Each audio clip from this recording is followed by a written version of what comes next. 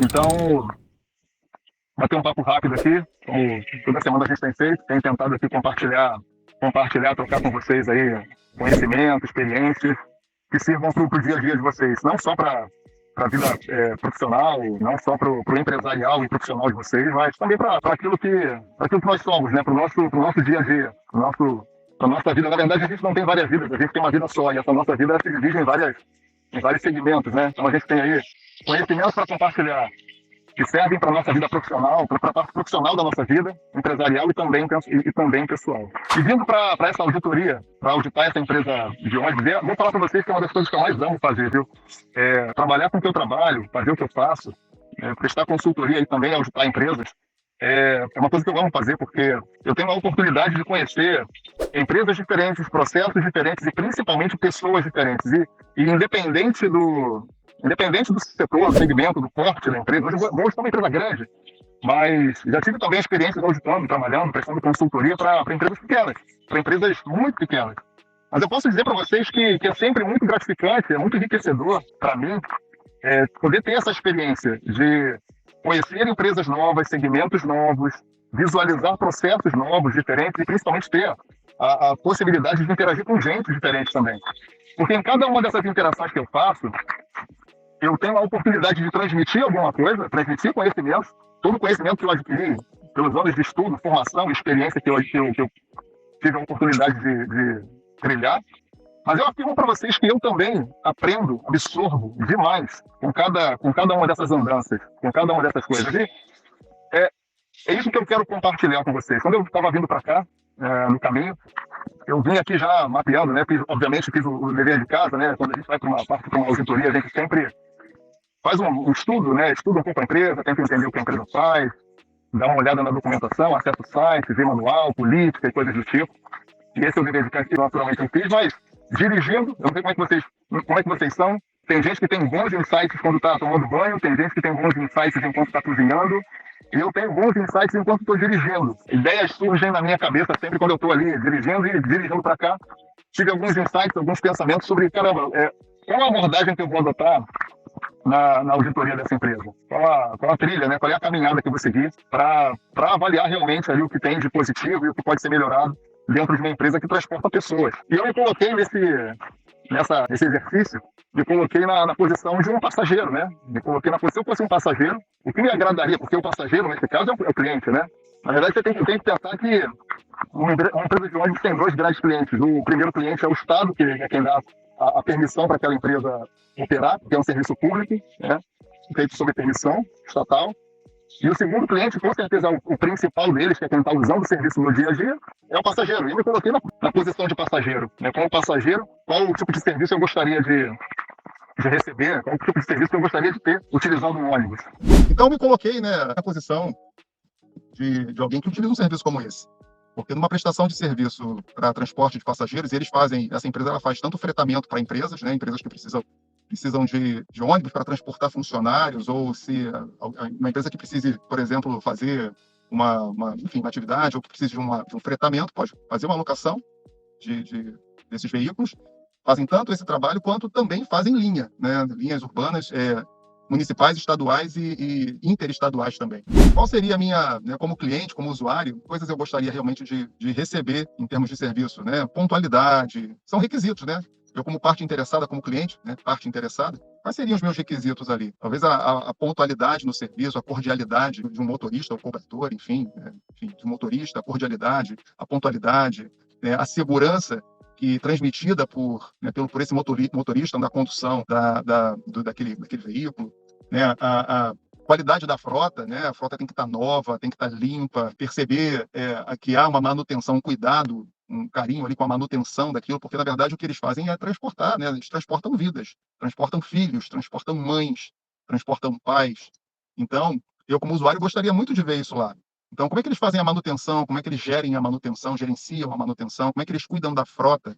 Qual é a preocupação que eles têm com a com a atualização dessa frota, como é que eles fazem a programação de rota, de roteiro, para garantir que o usuário seja atendido dentro do tempo que o usuário, o passageiro, espera ser atendido. Então, são aspectos que, com certeza, precisam ser vistos, precisam ser trabalhados dentro de uma empresa como essa. Como qualquer empresa, pessoal, na verdade, acho que toda empresa ela tem basicamente três grandes elementos que precisam ser trabalhados para que ela possa realizar aquilo que ela nasceu para realizar. Primeiro, ela entender realmente qual o propósito dela, né? Entender para que ela existe e a quem ela precisa atender. Então, uma empresa de transporte como essa, ela pode não só transportar, uma empresa de transporte pode transportar carga seca, pode transportar carga perigosa, pode transportar carga viva, mas nesse caso a gente está falando de transportar pessoas.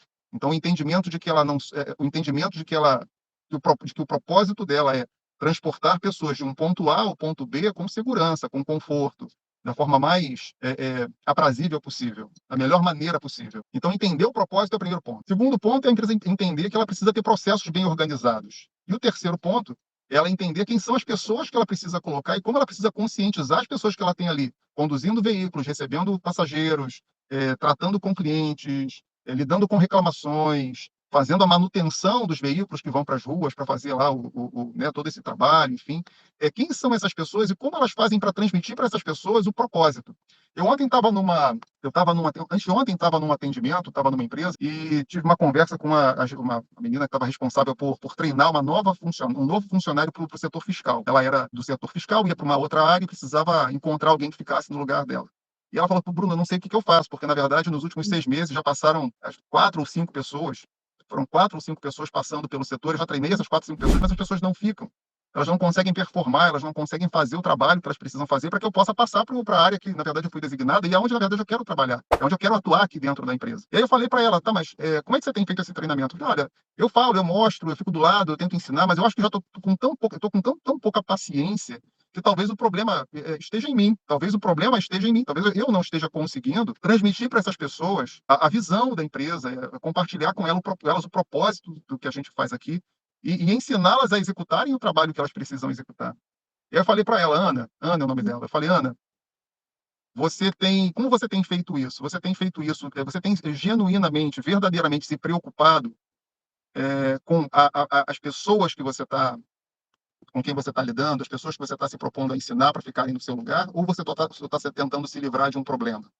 Aí ela pensou, refletiu e falou assim, Bruno, eu acho que eu só estou tentando me livrar de um problema, porque eu quero passar esse negócio para poder eu partir para a minha nova missão, que é essa nova área dentro da empresa em que ela realmente quer muito trabalhar. Eu falei, pois é, enquanto você estiver lidando com essas pessoas, apenas tentando passar para elas um trabalho e se livrar desse trabalho, né? Apenas passar para elas uma instrução para que você possa se livrar de um trabalho ou se livrar de um problema, dificilmente você vai ser o líder, o mentor, o instrutor que elas precisam que você seja para que elas possam absorver esse trabalho de forma correta, coerente. Talvez realmente, assim, isso não fui eu que falei para ela, na verdade, ela, né, esse gancho, na verdade, ela própria conseguiu reconhecer. Eu só estou tentando me livrar de um problema. Enquanto você estiver tentando se livrar de um problema, enquanto você estiver tentando se livrar disso, você vai ter problema com a construção. Você vai ter problema em fazer com que as pessoas alcancem 100% do que elas podem alcançar para que elas possam assumir esse trabalho com excelência. E muitas vezes eu olho empresas, por exemplo,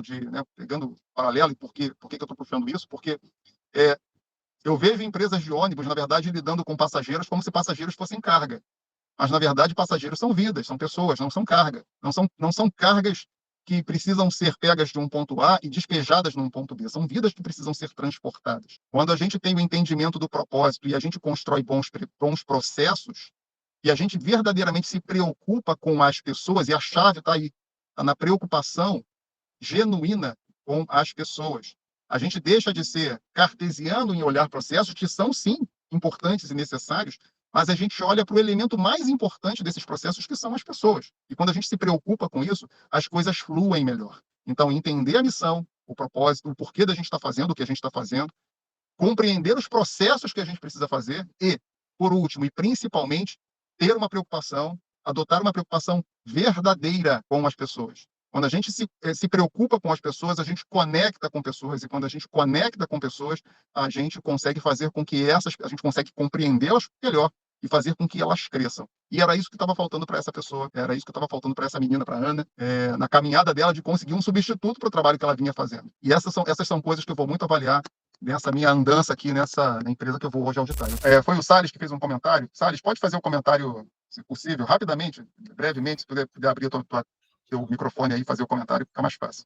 Bom Fala dia, para mim, Salles. Não, eu escrevi aqui para só uma curiosidade minha que eu tenho, né? Que se for possível aí dentro da sua programação verificar aí nessa auditoria, dentro desse processo de manutenção que você comentou, se existe alguma avaliação do impacto deles em relação à emissão de gases produzidas pelos veículos, né? Mais propriamente dito, popularmente falando, na emissão daquela famosa fumaça preta.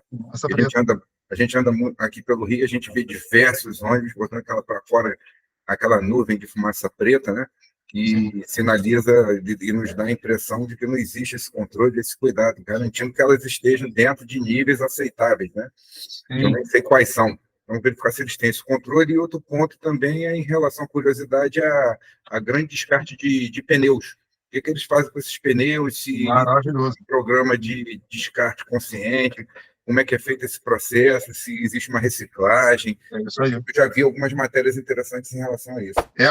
Eu esqueci de comentar, na verdade, é uma auditoria de qualidade, meio ambiente, segurança e saúde. E essas são preocupações importantes, né? A manutenção, que vai ajudar a reduzir a emissão de fumaça preta, a manutenção, que vai ajudar a fazer com que os veículos se tornem rodem com menos consumo de combustível, que é também um impacto ambiental, e o resíduo, que é talvez os dois grandes resíduos que uma empresa como essa gera, que são aí os pneus inservíveis, que geram volumes gigantescos, e todo o material ali contaminado com óleo, né, dos componentes que eles trocam, né, das manutenções que fazem, são resíduos importantes gerados. São questões que também vão ser vistas, né? Mas, pessoal, é isso. Obrigado aí, Salles, por esse tópico aí, por esse ponto importante, sim, nessa avaliação. E, pessoal, é isso. Vamos para o dia. Eu vou me despedindo aqui. Agora peguei já o carro. Deixa eu só fazer um comentário. Essa pergunta do Salles é muito legal e eu queria incentivar o pessoal aí a fazer, a fomentar nas empresas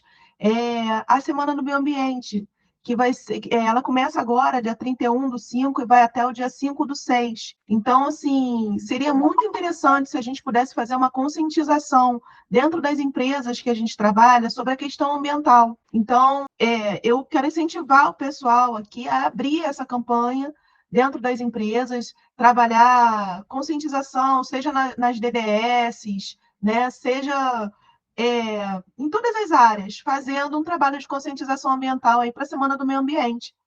Pegando esse gancho aí do que a Sara falou, muitas empresas elas têm sistemas de gestão ambiental, mas elas não entendem que fazer gestão ambiental requer gerar impacto ambiental. Poxa, Bruno, mas a gestão ambiental não objetiva reduzir os impactos ambientais? Sim, reduzir os impactos ambientais negativos, mas existem impactos ambientais positivos que têm que ser gerados. Mas, Bruno, como assim impacto ambiental positivo? Todo mundo gera impacto de algum modo. Se você vive, você está gerando impacto. Você está gerando impacto na vida das pessoas de algum modo, você está gerando impacto no meio ambiente de alguma forma. Agora, esse impacto pode ser negativo. Você pode ser aquela pessoa que, onde quer que você vá, você deixa um rastro de mais impressões. Ou não, você pode ser uma pessoa que está sempre gerando impactos positivos. Onde quer que você passe, você está sempre gerando e deixando uma mensagem positiva e gerando um impacto positivo. Se você não gera impacto nenhum, querido, posso dizer a você que acho que talvez você não esteja fazendo aquilo que Deus te chamou para fazer. Deus nos chamou para gerar impacto aonde quer que a gente esteja.